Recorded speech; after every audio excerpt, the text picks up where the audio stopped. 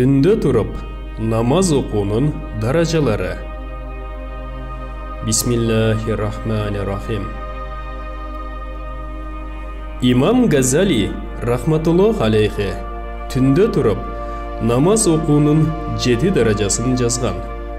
Біріншісі, түні бойы ұйықтабай намаз оқу.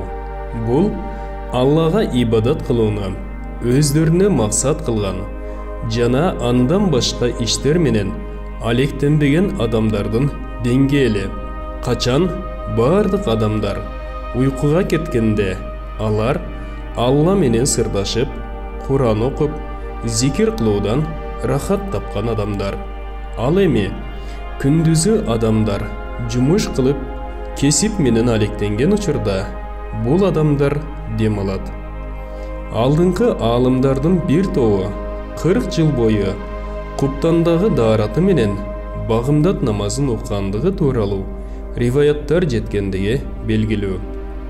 Абу Толиб Макки рахматуллах алейхи ушундай алымдардын 40-ка жакын аттарын жазган.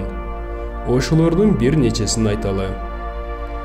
Алар Саад ибн Мусайяб, Сауфан ибн Услайм, Фузайл ибн Гияд, Ухайб ибн Вард, Тоус, Вахаб ибн Мунаббих, Роби ибн Хойсам, Хакам ибн Хутайба, Абу Сальман Даррони, Али ибн Баккор, Абу Абдулла бин Хауас, Абу Госим Убайдулла, Хабиб Абу Мухаммад, Абу Джабир Сальмани Фарси, Малик ибн Динар, Сулайман Тайми, Язид Рукоши, Яхья ибн Аль-Баккор Басри, Кухмус ибн Минхальб, Абул Хазим Сальма ибн Динар, Имам Абу Ханифа.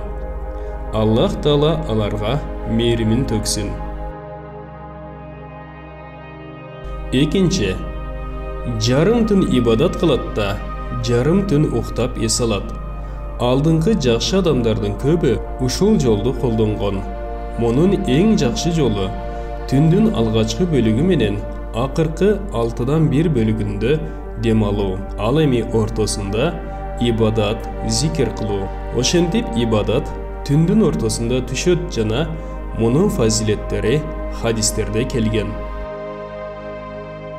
Үчүнчүсү, түндүн 3-төн 1 бөлүгүндө ибадат кылып, калган бөлүктөрдө дем алуу. Мунун эң жакшы жолу алгачкы бөлүктүн жарымы менен акыркы 6-дан 1 бөлүгүндө дем алып, ортосунда ибадат кылуу.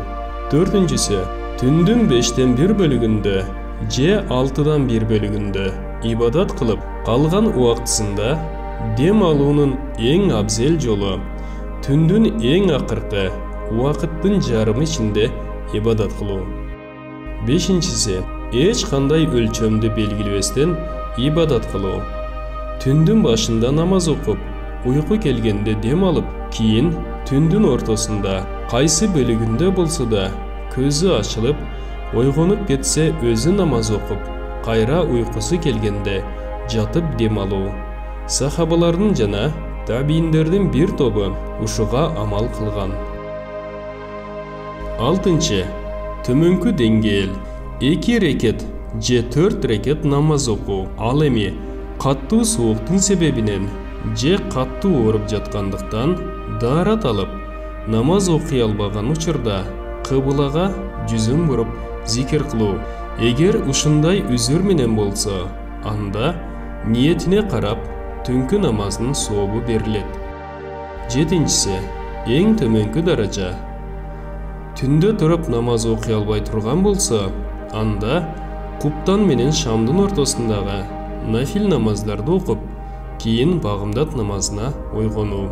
Бул жерде жогоруда жазылган нерселерден максат сахабалар жана улама машайыктардын ар түрдүү жолдорун билүү эле. Бирок көптөгөн риваяттарда пайгамбарыбыз саллаллаху алейхи вассалам ибадат кылууда орто жолду карманууну сунуштаган.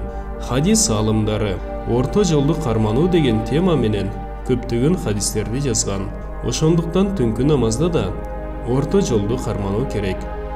Бир риваятта кайсыл амал үзгүлтүксүз, канчалык өлчөмдө жасоого мүмкүнчүлүк болсо ошончолук аткар.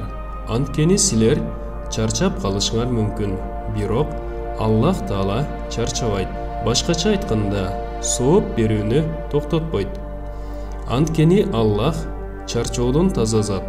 Себеби адам кайсыл бир иште алсырап жасаса, анда ал ишти үзгүлтүксүз кыла албай калат. Бир аз убакыт аткарып таштап коет.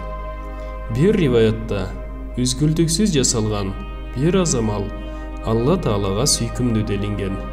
Башка хадисте күч кубат болуп турганда нафил окугун чарчасаң токтот, демек кайсы ишти жасабайлы орто жолду тандоо керек.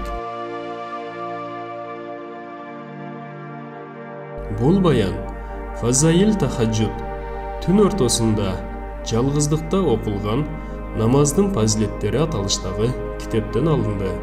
Урматтуу мусулман бир туугандар, биздин Iqro Media каналыбызга катталыңыздар.